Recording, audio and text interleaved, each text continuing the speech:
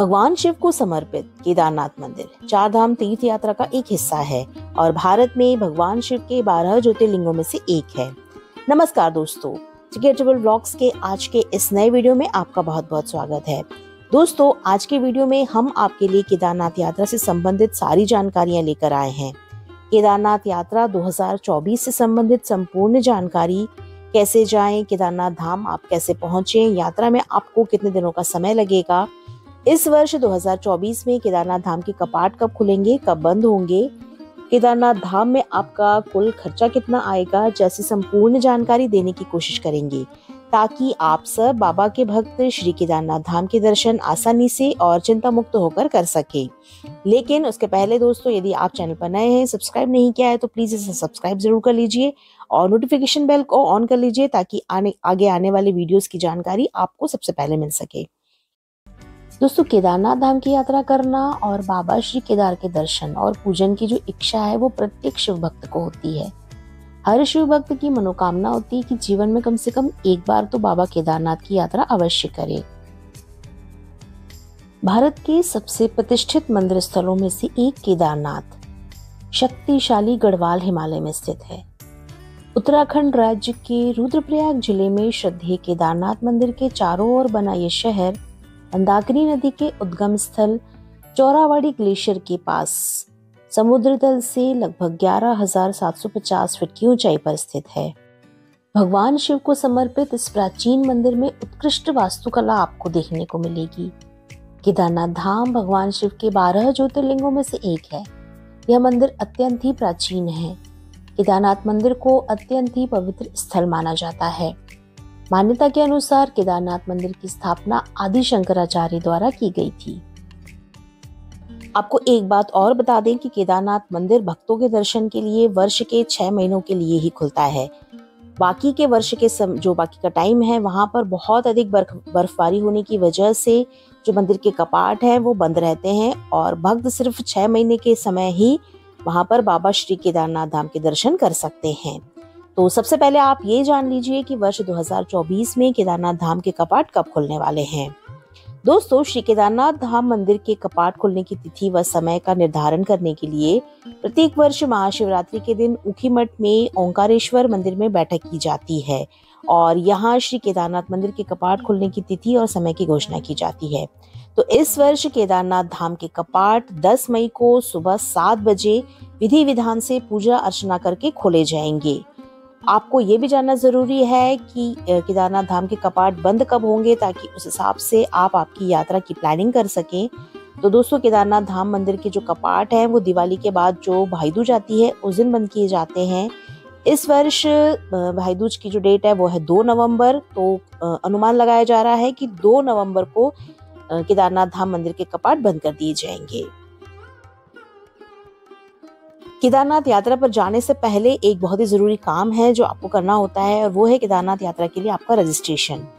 यात्रा के रजिस्ट्रेशन करवाना कंपलसरी होता है। यात्रा के रजिस्ट्रेशन के बिना आप यहाँ पर यात्रा नहीं कर सकते हैं। तो दोस्तों, रजिस्ट्रेशन आप यहाँ की जो ऑफिशियल वेबसाइट है उस पर जाकर के आप रजिस्ट्रेशन कर सकते हैं। रजिस्ट्रेशन के ऊपर डिटेल वीडियो भी हमारे चैनल पर है जिसका मैं आपको लिंक दे दूंगी ऊपर आई बटन पे, तो आप उसको जाकर के चेक करिएगा। ऑनलाइन रजिस्ट्रेशन आप करवा सकते हैं। इसके अलावा दोस्तों, यदि आपको ऑनलाइन रजिस्ट्रेशन के स्लॉट्स नहीं मिल पा रहे हैं या आपको वहां की वेबसाइट पर जाकर के ही चेक करने पड़ेंगे, तो यदि ऑनलाइन रजिस्ट्रेशन के स्लॉट्स नहीं मिल रहे हैं तो आप वहां पर ऑफलाइन रजिस्ट्रेशन भी करवा सकते हैं। ऑफलाइन रजिस्ट्रेशन आप हरिद्वार, ऋषिकेश और सोनप्रयाग में खुद जाकर के आपको करवाना पड़ता है। तो यदि आप ऑनलाइन रजिस्ट्रेशन नहीं करवा पाए हैं तो आप ऑफलाइन रजिस्ट्रेशन भी करवा सकते हैं। केदारनाथ मंदिर के कपाट इस वर्ष 10 मई को खुलने वाले हैं और 2 नवंबर तक खुले रहेंगे। तो आगे आपको बताती हूँ कि यात्रा का कौन सा अच्छा समय है जब आपको केदारनाथ धाम की यात्रा करनी चाहिए। केदारनाथ मंदिर की यात्रा आप मई जून में कर सकते हैं। इस समय वहाँ का मौसम काफी अच्छा रहता है। हालांकि मई जून के महीनों में भी वहाँ पर काफी ठंडा मौसम रहता है, लेकिन मई जून में केदारनाथ धाम में बहुत अधिक भीड़ होती है। आपको रहने, खाने और अन्य सुविधाओं में थोड़ी सी दिक्कतों का सामना करना पड़ सकता है क्योंकि ये पीक समय होता है वहां पर यात्रा का। वहाँ के जो चार्जेस हैं सुविधाओं के वो भी आपको ज़्यादा देने पड़ सकते हैं। जुलाई, अगस्त, सितंबर मानसून के टाइम आप यहाँ की यात्रा करना अवॉइड करें, क्योंकि बारिश में यहाँ पर आपको काफ़ी दिक्कतें हो सकती हैं। कई बार तो लैंडस्लाइड की वजह से रास्ते बहुत दिनों तक बंद रहते हैं। अक्टूबर नवंबर में आपकी यात्रा अधिक आरामदायक होती है, क्योंकि उस समय यहाँ पर अपेक्षाकृत कम भीड़ रहती है, जिससे कि आपको सारी सुविधाएं भी आराम से मिल जाती हैं और उसके चार्जेस भी रीजनेबल रहते हैं। लेकिन अक्टूबर नवंबर में दोस्तों यहाँ पर ठंड बहुत अधिक पड़ती है। ऊपर केदारनाथ धाम में तो तापमान माइनस में चला जाता है। तो यदि आपको ठंड से कोई दिक्कत नहीं है तो आप अक्टूबर नवंबर में केदारनाथ धाम की यात्रा कर सकते हैं। अब आपको बताते हैं कि आप केदारनाथ धाम कैसे जा सकते हैं। तो केदारनाथ धाम जाने के लिए आपको आपके शहर से हरिद्वार या फिर ऋषिकेश पहुंचना होगा। हरिद्वार से आपको सोनप्रयाग जाना होगा। सोनप्रयाग के आगे गाड़ियों को ले जाने की परमिशन नहीं होती है। आप यदि खुद की गाड़ी से जा रहे हैं या फिर ट्रेवल्स की गाड़ी से जा रहे हैं तो सोनप्रयाग में आपको आपकी गाड़ी पार्क करनी होती है। सोनप्रयाग में बहुत बड़ी पार्किंग स्पेस बनी हुई है गाड़ियों को पार्क करने के लिए। इसके अलावा आप सोनप्रयाग से पहले सीतापुर में भी अपनी गाड़ी पार्क कर सकते हैं। सोनप्रयाग से हमें जाना होता है गौरीकुंड। सोनप्रयाग से गौरीकुंड की जो दूरी है वो है लगभग 8 किलोमीटर, और ये दूरी आप वहां पर चलने वाली शेयरिंग टैक्सी से पूरी कर सकते हैं। और गौरीकुंड से श्री केदारनाथ धाम के लिए जो हमारी 16 किलोमीटर की लंबी पैदल यात्रा है वो शुरू होती है। इसके बारे में डिटेल हम आपको वीडियो में बताएंगे। इससे पहले आप जान लीजिए कि आप आपके शहर से हरिद्वार या फिर ऋषिकेश कैसे आ सकते हैं। आप बाई रोड या फिर बाई ट्रेन दोनों ही माध्यमों से हरिद्वार पहुंच सकते हैं। आप खुद की गाड़ी से भी आ सकते हैं और ट्रेवल्स की गाड़ी बुक करके भी आ सकते हैं। और यदि आप बस से यात्रा कर रहे हैं तो दिल्ली से हरिद्वार के लिए आपको आसानी से बस मिल जाएगी। और उत्तराखंड के लगभग सभी प्रमुख शहरों जैसे देहरादून, ऋषिकेश, हरिद्वार, पौड़ी, टिहरी, उत्तरकाशी, श्रीनगर, चमोली आदि से आपको सोनप्रयाग के लिए बसेस और टैक्सी आसानी से मिल जाएंगी। यदि आप ट्रेन से यात्रा कर रहे हैं तो जो सोनप्रयाग से निकटतम जो रेलवे स्टेशन है वो है ऋषिकेश या फिर हरिद्वार। आप ऋषिकेश भी आ सकते हैं, और यदि आपको वहां की ट्रेन नहीं मिलती तो आप हरिद्वार भी आ सकते हैं। देश के लगभग हर शहर से आपको हरिद्वार के लिए ट्रेन आसानी से मिल जाएगी। हरिद्वार से ऋषिकेश की दूरी मात्र 25 किलोमीटर है। इसके अलावा आप यदि फ्लाइट से आना चाहते हैं तो आपको सोनप्रयाग से जो निकटतम एयरपोर्ट है वो मिलेगा देहरादून का जॉली ग्रांट एयरपोर्ट। आपको आसानी से दिल्ली से देहरादून के लिए फ्लाइट्स मिल जाएंगी, और कई अन्य शहरों से भी आपको देहरादून के लिए फ्लाइट्स आसानी से मिल जाएंगी। जॉली ग्रांट एयरपोर्ट से सोनप्रयाग पहुंचने के लिए आपको टैक्सी की सुविधा मिल जाएगी। तो चलिए दोस्तों, अब हम हरिद्वार से आगे सोनप्रयाग के लिए अपनी यात्रा शुरू करते हैं। जैसा कि मैंने आपको पहले बताया, केदारनाथ यात्रा शुरू करने के लिए हमें सोनप्रयाग पहुंचना होगा। हरिद्वार से सोनप्रयाग की दूरी लगभग 233 किलोमीटर है, और इसको पूरा करने में 7 से 8 घंटे का समय लग जाता है। यहाँ से आप बस या फिर टैक्सी से एक सड़क मार्ग के द्वारा ही सोनप्रयाग जा सकते हैं। बस के लिए आप एक दिन पहले ही हरिद्वार से सोनप्रयाग के लिए अपनी टिकट बुक करवा लीजिए। हरिद्वार बस स्टैंड से आप ये बुकिंग करवा सकते हैं। पहले से टिकट बुकिंग करना ठीक रहता है, क्योंकि सुबह हरिद्वार से सोनप्रयाग जाने वाली बस में हो सकता है कि भीड़ अधिक होने की वजह से आपको टिकट ना मिल पाए। अगर आपको हरिद्वार या ऋषिकेश से सोनप्रयाग के लिए डायरेक्ट बस नहीं मिलती है तो आप पहले गुप्तकाशी पहुंच सकते हैं, जो कि सोनप्रयाग से 16 किलोमीटर पहले है। गुप्तकाशी के लिए कई सारी बसेस चलती हैं। गुप्तकाशी से सोनप्रयाग बस या फिर शेयरिंग टैक्सी जो भी उपलब्ध हो उस माध्यम से आप सोनप्रयाग पहुंच सकते हैं। हरिद्वार से सोनप्रयाग तक का जो बस का किराया है वो 500 से 1000 रुपए के बीच में रहता है। डिपेंड करता है बस सरकारी बस है या फिर प्राइवेट बस है। इसके अलावा आप ऑनलाइन भी अपना बस का टिकट बुक करवा सकते हैं। एक दूसरा ऑप्शन है दोस्तों टैक्सी। यदि आप 4 या 5 या फिर उससे अधिक के ग्रुप में यात्रा कर रहे हैं तो आप केदारनाथ के लिए प्राइवेट टैक्सी भी बुक कर सकते हैं। प्राइवेट टैक्सीज के भी अलग अलग रेट होते हैं। जैसे 1 से 4 लोगों के लिए जो AC 5 सीटर सेडान होती है उसका रेट यहाँ पर 4800 पर डे से शुरू होता है। 5 से 6 लोगों के लिए 7 सीटर AC SUVs वगैरह के जो रेट है वो 6500 पर डे से शुरू होते हैं। 6 से 7 लोगों के लिए एसी 7 सीटर इनोवा जैसी गाड़ियों के जो रेट है वो 7,000 पर डे से शुरू होते हैं। इसके अलावा 7 से 16 लोग, यदि आपका बड़ा ग्रुप है और आप टेम्पो ट्रेवलर वगैरह बुक करना चाहते हैं तो उसका किराया 9,500 रुपये पर डे से शुरू होता है। इसके अलावा आप शेयरिंग टैक्सी के माध्यम से भी हरिद्वार से सोनप्रयाग तक पहुंच सकते हैं। ये किराया डिपेंड करता है, 1,000 से 1,500 रुपये के बीच में ये हो सकता है।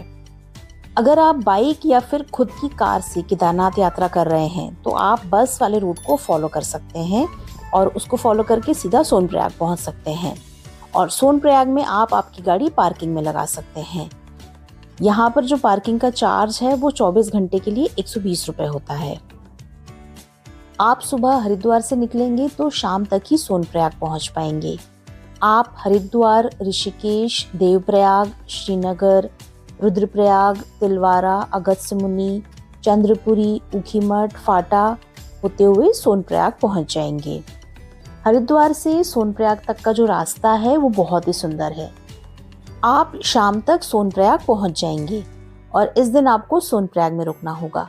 सोनप्रयाग में रुकने के लिए बहुत सारे होटल्स आपको मिल जाएंगे।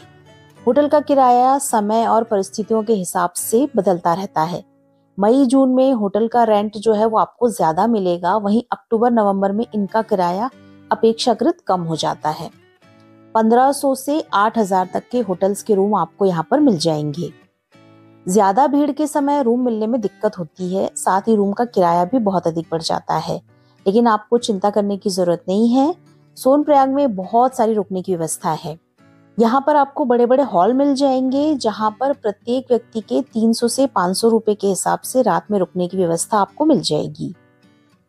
भोजन आदि के लिए भी आपको यहाँ पर कई सारे होटल्स मिल जाएंगे जहाँ पर 150 से 200 पर थाली के हिसाब से आपको भोजन मिल जाएगा। इसके अलावा सोनप्रयाग में कई आपको भंडारे भी मिल जाएंगे जहाँ पर आप निःशुल्क भी भोजन कर सकते हैं। यदि आप ट्रेवल की गाड़ी से जा रहे हैं या फिर खुद की गाड़ी से जा रहे हैं तो सोनप्रयाग की पार्किंग में आपको गाड़ी पार्क करनी होगी, क्योंकि सोनप्रयाग के आगे आप आपके वाहन नहीं ले जा सकते। सोनप्रयाग से गौरीकुंड तक की लगभग 6 किलोमीटर की दूरी आपको शेयरिंग टैक्सी से करनी होती है, जिसका किराया 50 रुपए प्रति व्यक्ति के हिसाब से होता है। मई जून के महीनों में यहाँ पर टैक्सी मिलने में काफी समय लगता है। आपको घंटों यहाँ पर टैक्सी के लिए लाइन में लगना पड़ सकता है, इसलिए सोनप्रयाग से सुबह जल्दी अपनी यात्रा शुरू कर दीजिए। पीक सीजन जैसे मई जून के महीनों में तो आपको टैक्सी बहुत ही मुश्किल से मिलती है या फिर बहुत समय लगता है, तो आप यदि सक्षम हैं तो आप सोनप्रयाग से ही पैदल यात्रा शुरू कर सकते हैं। दोस्तों, सोनप्रयाग से गौरीकुंड का रास्ता पूरा पहाड़ी है और बहुत ही खूबसूरत है। गौरीकुंड में गर्म पानी का कुंड बना हुआ है जहाँ पर हमेशा ही गर्म पानी रहता है, तो आप चाहें तो वहाँ कुछ देर रुककर गर्म पानी के कुंड में स्नान कर सकते हैं और वहाँ पर बने हुए मंदिर में दर्शन करके आगे अपनी यात्रा शुरू कर सकते हैं। गौरीकुंड वह स्थान है जहाँ से बाबा केदारनाथ की हमारी पैदल यात्रा शुरू होती है। यदि आप पैदल यात्रा नहीं करना चाहते हैं तो आप घोड़े, खच्चर या फिर पालकी की सुविधा भी ले सकते हैं। आप घोड़े, खच्चर या फिर पालकी गौरीकुंड से भी कर सकते हैं और कुछ दूर ट्रैकिंग करने के बाद भी आप बीच रास्ते से भी ये सुविधा ले सकते हैं। दोस्तों, गौरीकुंड से हमारी पैदल यात्रा शुरू होती है, लेकिन पैदल यात्रा की तैयारी हमें थोड़ी पहले से ही कर लेनी चाहिए। आपके साथ में एक रेनकोट होना चाहिए क्योंकि वहां पर बारिश कभी भी हो सकती है। साथ में आपके गर्म कपड़े भी होना जरूरी है। अपने साथ कुछ हेल्दी स्नैक्स जैसे ड्राई फ्रूट्स, चॉकलेट्स, कुछ पीने के लिए शरबत वगैरह ये जरूर रख लें, जिससे कि आपको चलने में एनर्जी मिलती रहे। केदारनाथ ट्रैकिंग में आपको क्या क्या सामान आपके साथ लेके जाना चाहिए, इसके ऊपर भी एक वीडियो हमारे चैनल पर है। ऊपर आई बटन में मैं उसका लिंक दे दूंगी, तो आप उसको जाकर के देखिए, वो आपके लिए बहुत हेल्पफुल होगा। रास्ते में भी आपको खाने के बहुत सारी होटल्स मिल जाएंगी, लेकिन उसमें ज्यादातर आपको मैगी और आलू का पराठा ही मिलेगा। चाय, बच्चों के लिए दूध, नींबू पानी, शरबत वगैरह भी आपको वहां से मिल जाएगा।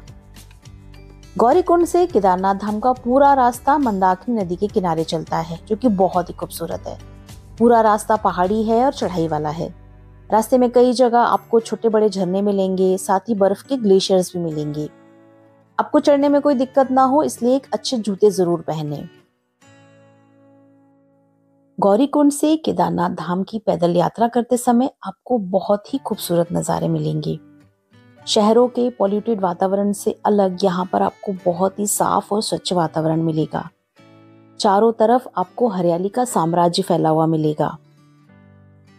यदि आप केदारनाथ धाम की पैदल यात्रा कर रहे हैं तो आप बीच में रुक कर के भी 2 दिनों में भी केदारनाथ धाम पहुंच सकते हैं। आप चाहें तो बीच में रुक सकते हैं। रामबाड़ा के बाद आपको रुकने के लिए GMVN के टेंट हाउस मिल जाएंगे। और रास्ते में पड़ने वाले जो छोटे छोटे होटल्स होते हैं जो आपको वहाँ रास्ते में मिलेंगे, वो भी कोई कोई अपने यहाँ पर यात्रियों को रुकने की सुविधा देते हैं। और यदि आप शाम तक केदारनाथ धाम पहुँचते हैं तो वहाँ पर भी आपको बहुत सारी रुकने की सुविधाएं मिल जाएंगी। यहाँ पर आपको रुकने के लिए GMVN के टेंट मिल जाएंगे, साथ ही GMVN के लग्जरी कॉटेजेस भी मिल जाएंगे, जिनकी बुकिंग आप इनकी वेबसाइट पर जाकर ऑनलाइन कर सकते हैं। आपको मंदिर के पास भी बहुत सारे होटल्स मिल जाएंगे, आप वहां पर भी रात्रि विश्राम कर सकते हैं। GMVN के टेंट्स में आपको यहाँ पर 350 से 500 रुपए पर पर्सन के हिसाब से मिल जाएगा, जिसमें आपको एक मैट्रेस, रजाई और एक स्लीपिंग बैग मिलता है। और जो यहाँ पर प्राइवेट होटल्स हैं उसमें आपको 1500 से 2500 के बीच में रूम मिल जाएगा। भीड़ के समय यदि आपको होटल नहीं भी मिलता है या फिर टेंट नहीं मिलता है तो सोनप्रयाग की तरह केदारनाथ धाम में भी आपको यहाँ पर बड़े बड़े हॉल्स मिल जाएंगे, जहाँ पर प्रत्येक व्यक्ति 300 से 500 रुपए के हिसाब से आपको रात में रुकने की व्यवस्था मिल जाएगी। भोजन में आपको यहाँ पर 150 से 250 रुपए के बीच में पर थाली के हिसाब से मिल जाएगा। इसके अलावा केदारनाथ धाम में भी आपको भंडारे मिल जाएंगे, आप चाहे तो वहां पर भी निःशुल्क भोजन कर सकते हैं। तो दोस्तों, आप सुबह जल्दी सोनप्रयाग से अपनी यात्रा शुरू करेंगे तो शाम तक आप आराम से केदारनाथ धाम पहुंच जाएंगे। और यदि आपको थकान नहीं हुई है तो आप रात को भी मंदिर में जाकर बाबा केदार के दर्शन कर सकते हैं, या फिर अगले दिन सुबह जल्दी 4-5 बजे तैयार हो जाइए और दर्शन के लिए लाइन में लग जाइए। दर्शन करने के लिए आपको थोड़ी सी परेशानी तो उठानी पड़ेगी, आपको लाइन में कुछ देर तो लगना पड़ेगा। वैसे इस वर्ष से केदारनाथ धाम में दर्शन के लिए टोकन की नई व्यवस्था की गई है, जिससे आप लंबी लाइनों में लगने से बच पाएंगे। निर्धारित काउंटर पर जाकर अपना यात्रा रजिस्ट्रेशन लेटर दिखाकर आप अपना टोकन प्राप्त कर पाएंगे और उस टोकन में दिए हुए टाइम स्लॉट के हिसाब से आप मंदिर में दर्शन कर पाएंगे। दर्शन में यदि समय है तो वहाँ के सुंदर प्राकृतिक नज़ारों का आनंद ले लीजिए। वहाँ की बर्फ से ढकी हुई पहाड़ियाँ आपका मन मोह लेंगी। उन पर जब सूरज की किरण पड़ती है तो आपको एक अलौकिक एहसास होता है। पास में बहती हुई मंदाकिनी नदी की आवाज़ आपको मंत्रमुग्ध कर देती है। अपना नंबर आने पर आप भोले बाबा के दर्शन कीजिए। प्रसाद वगैरह आपको वहीं आसपास की दुकानों से मिल जाएगा। मंदिर के पीछे ही स्थित है विशाल भीमशिला। 2013 की प्राकृतिक आपदा में पहाड़ से आए हुए पानी से मंदिर को इसी विशाल भीमशिला ने बचाया था। दोस्तों, जून 2013 में जो बाढ़ आई थी उसमें केदारनाथ सबसे ज्यादा इफेक्टेड हुआ था। मंदिर के आसपास के जो मकान हैं, जो होटल्स हैं, वो सब बह गए थे। मंदिर का मुख्य हिस्सा और सदियों पुराना गुंबद ही शेष बचे थे, लेकिन मंदिर का जो प्रवेश द्वार है और उसके आसपास का जो एरिया है वो पूरी तरह से तबाह हो गया था। मंदिर के आसपास का एरिया जो अभी हमें देखने को मिलता है वो अभी नया बना हुआ है। ये मंदिर कत्यूरी शैली में बना हुआ है। यह मंदिर एक 6 फीट ऊंचे चौकोर चबूतरे पर बना है। मंदिर में मुख्य भाग है मंडप और गर्भगृह के चारों ओर प्रदक्षिणा मार्ग है। बाहर प्रांगण में आपको नंदी बैल वाहन के रूप में विराजमान मिलेंगे। दोस्तों, केदारनाथ मंदिर श्रद्धालुओं के दर्शन के लिए सुबह 6 बजे से लेकर रात्रि 8:30 बजे तक खुला रहता है। तो आप आराम से केदारनाथ मंदिर में दर्शन कीजिए। दोपहर 12-1 बजे तक मंदिर में दर्शन करने और भोजन इत्यादि करने के बाद आप गौरीकुंड के लिए अपनी यात्रा शुरू कर सकते हैं। शाम तक आप सोनप्रयाग आसानी से पहुंच जाएंगे। तो दोस्तों, यही हमारी केदारनाथ धाम की यात्रा समाप्त होती है। अब हम आपको बताते हैं कि हरिद्वार से केदारनाथ और केदारनाथ से हरिद्वार तक की जो आपकी यात्रा है उसमें आपको कुल कितना समय लगेगा। तो इस यात्रा में आपको 4 से 5 दिन का समय लगेगा। इसमें 2 रात तो आपको सोनप्रयाग में रुकना होगा और 1 रात आपको केदारनाथ धाम में रुकना होगा। इसके अलावा आपको 1 दिन हरिद्वार में भी रुकना होगा। साथियों, इस वीडियो में मैंने पूरी कोशिश की है कि केदारनाथ यात्रा से संबंधित सारी जानकारी मैं आपको दे सकूं और उम्मीद है दोस्तों ये वीडियो आपके लिए काफ़ी इन्फॉर्मेटिव होगा। फिर भी यदि आपकी कुछ क्वेरीज हैं, कुछ क्वेश्चंस हैं तो आप कमेंट बॉक्स में मुझसे पूछ सकते हैं। मैं आपकी हेल्प करने की पूरी कोशिश करूंगी। और दोस्तों ये वीडियो आपको यदि पसंद आया हो तो इसे लाइक और शेयर कीजिएगा और चैनल को यदि आपने सब्सक्राइब नहीं किया है तो प्लीज़ चैनल को सब्सक्राइब कर लीजिए। आपका एक लाइक और एक सब्सक्रिप्शन हमारे लिए बहुत मायने रखता है और हमें बहुत मोटिवेट करता है। तो दोस्तों आगे आने वाले दिनों में मैं 4 धाम यात्रा और चारों धामों की अलग अलग यात्रा और इकट्ठे 4 धाम यात्रा आप कैसे कर सकते हैं उसके ऊपर पूरे डिटेल वीडियो लेकर आऊंगी। तो हमारे साथ बने रहिए। मिलते हैं अगले वीडियो में।